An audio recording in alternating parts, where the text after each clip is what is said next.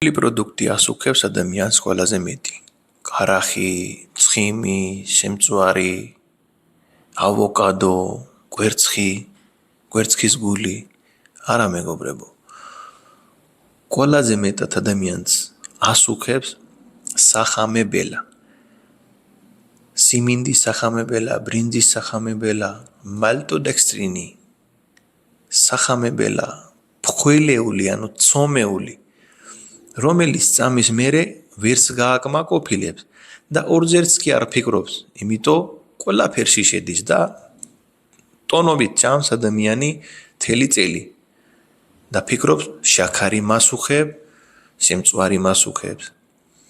თქვენ მარტო თქვენი კვებიდან სახამებელა რო ამოიგოთ, თქვენ სიმსუქნის დალაგებას დაიწყებს და სხვა დაავადებების დაიწყებს დალაგებას. კარგად და ჯანმრთელად.